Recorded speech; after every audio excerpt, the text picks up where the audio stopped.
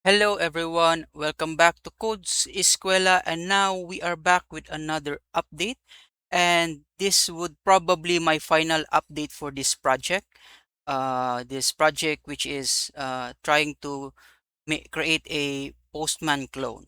Okay, so uh, I've pretty much completed most of the uh, functions or features that we require of this project. And so I'm just gonna go through some things that I've changed for this one.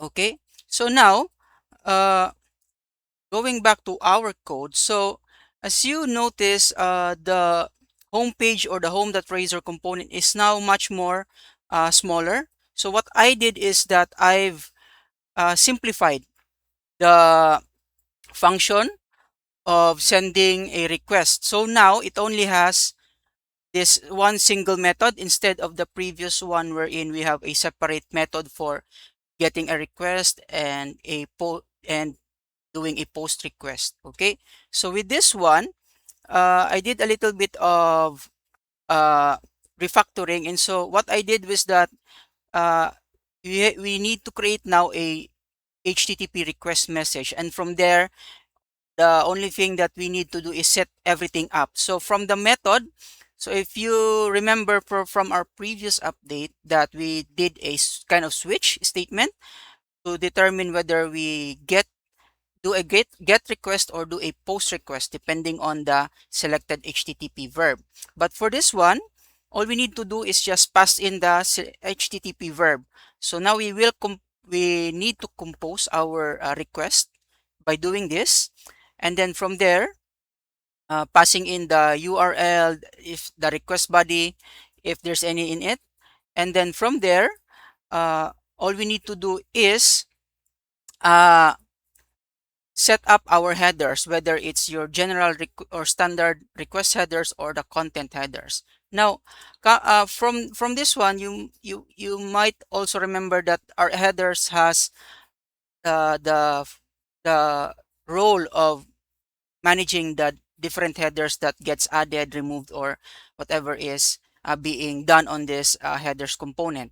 And so all we need to do now is add those headers to our request. In this case, first uh, we check or we add the general header parameters, which is in this case, we are trying to look for a header type that is just a request. Okay, and then from there, we just add each of those headers to our request.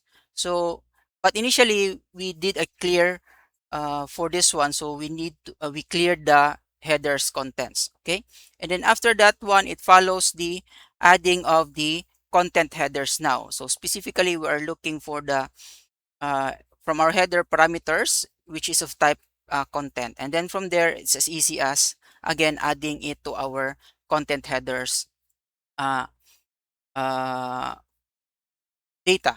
Okay. And then finally, uh, we just make the call by doing a send async, passing in our request message. And then from there, all we have to do is if it is successful, then we simply do read a string async. I've also enclosed this within a try catch block so that whatever errors that have come up from that request, we just simply notify the user via a snack bar, okay? Showing the message of that error. Okay. And yeah, the rest is still the same.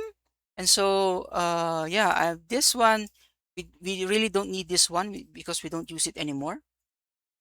But all of this code is now available on the GitHub repo. So I've added it on the description, and then you should be able to review this code. So let's do a short demo here. So what I want to show you is the first example here. So one of which is this API coming from this Bank of Poland API. So yeah, it allows you to gather or query several kinds of data like currencies, prices of gold. Yeah.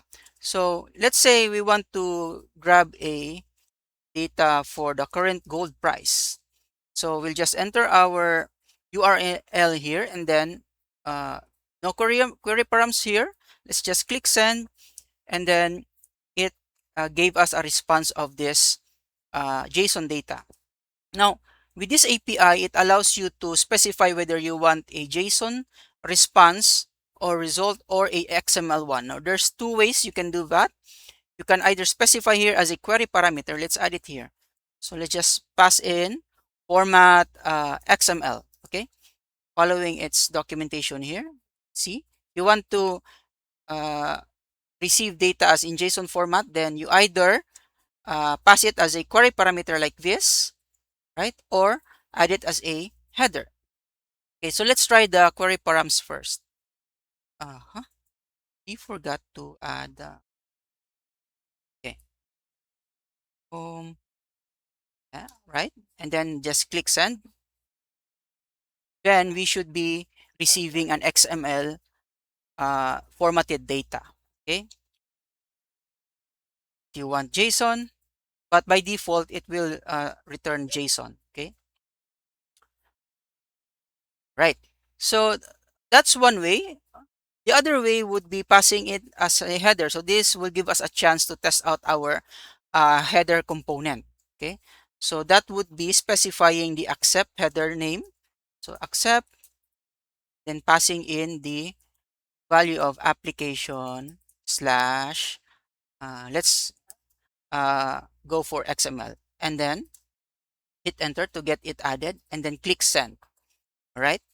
And we should be receiving a XML formatted data, right? So that's cool. Uh, yeah, I think that's one of the two ways for this API. Okay, so that's great. The other one that I want to show you is coming up from RESTful API.dev, which is this one.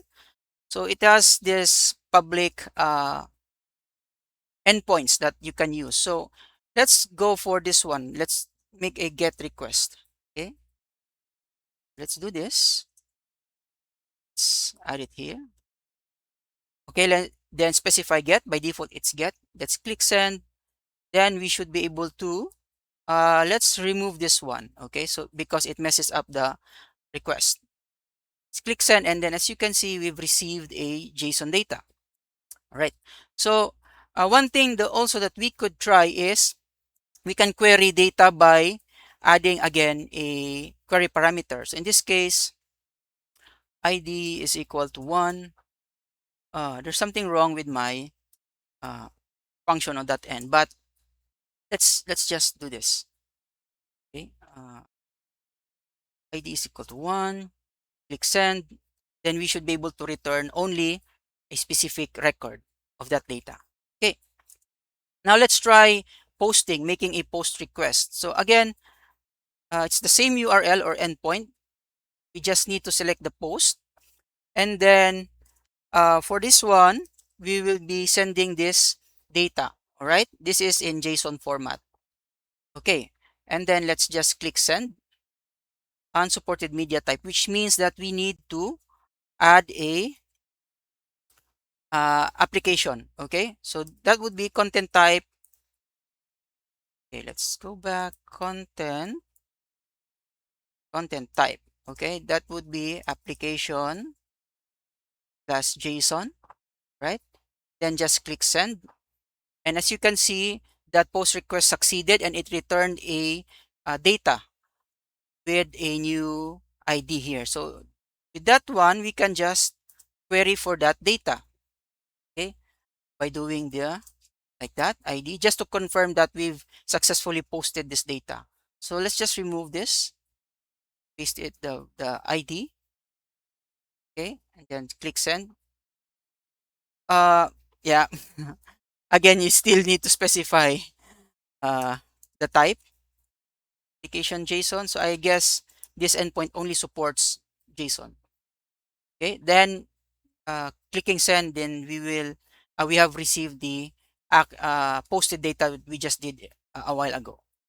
Okay, so yeah, you might be wondering where I got the list of these content headers, whether standard or the content headers. So I've added it here from this.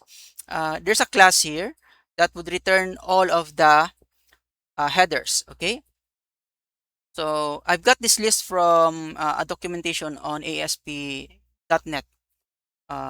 Yeah, I, I forgot to add the link, but yeah, but yeah, it's already here, so you can just get a copy of this one. But it's on the code on the GitHub repo. All right. So yeah, I think that covers much of the functionality that we want for this Postman clone. There are probably some missing stuff here, like some other HTTP verbs that you want to apply. What's missing here is that the delete, the put, and then the option. But I guess that would be an exercise for you to do. So if you decide to explore this project, okay? So I guess that wraps up what I wanted to discuss with this project. It's been a good exercise uh, for all of us, and yeah, I hope to do another different project in the next episodes. But yeah, please don't forget to like and subscribe to our channel, and yeah, continue learning, and hope to see you soon again in our next episode. Thank you, everyone, and have a wonderful day. Bye.